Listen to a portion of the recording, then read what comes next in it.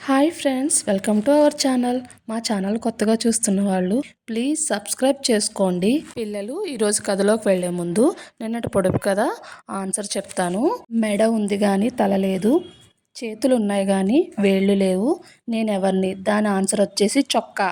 పిల్లలు ఈరోజు కథలోకి వెళ్ళిపోదామా?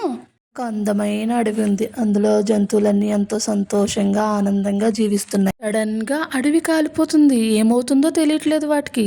కొన్ని జంతువులు పారిపోతున్నాయి, కొన్ని జంతువులు అరుస్తున్నాయి, కొన్ని జంతువులు ఏమీ చేయలేక మంటల్లో పడి కాలిపోతున్నాయి. ఒక పిచ్చుక మాత్రం పారిపోకుండా తన చిన్ని ముక్కుతో పక్కనే ఉన్న చెరువులో నుంచి కొంచెం కొంచెం నీటిని తీసుకొచ్చి మంటలార్పే ప్రయత్నం చేస్తుంది.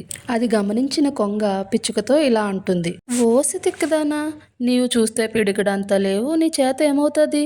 నువ్వెన్ని నీళ్లు పోసినా ఈ మంటలు ఆగవు. పోయి నీ ప్రాణం కాపాడుకో అని కొంగ అన్నది పిచ్చుకతో. పిచ్చుక నవ్వుతూ, నిజమే, నా ఒక్కదానితో కాకపోవచ్చు, కానీ చినుకు చినుకు కలిసే కదా వానగా మారేది. అలాగే అడవిలో అందరం చేయి కలిపి అడవిని కాపాడుకుందాం. ఎంతసేపు అవుతుంది? పిచ్చుక మాటలు విన్న పక్షులు, జంతువులు నిజమే కదా, మన అడవిని మనమే రక్షించుకుందామని చెప్పి మిగిలిన జంతువులు కూడా కొలను దగ్గరికి వెళ్ళి నీళ్లు తీసుకొచ్చి మంటలార్పేశాయి. పిల్లలు చూసారా, అవన్నీ కలిసి వాటి అడవిని ఎంత బాగా కాపాడుకున్నాయో.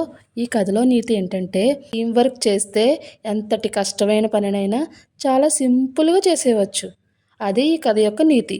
పిల్లలు ఈరోజు కథ నచ్చిందా? ఈరోజు పొడుపు కథ వచ్చేసి కాళ్ళు లేవు కానీ నడవగలను, కళ్ళు లేవు కానీ ఏడవగలను, నేను ఎవరో చెప్పుకోండి. ఆన్సర్ తెలిసిన వాళ్ళు కామెంట్ బాక్స్లో కామెంట్ చేయండి. మా కథ నచ్చితే మా ఛానల్ని సబ్స్క్రైబ్ చేయండి, లైక్ చేయండి. ఆన్సర్ రేపటి కథలో చెప్తాము. అంతవరకు బాయ్.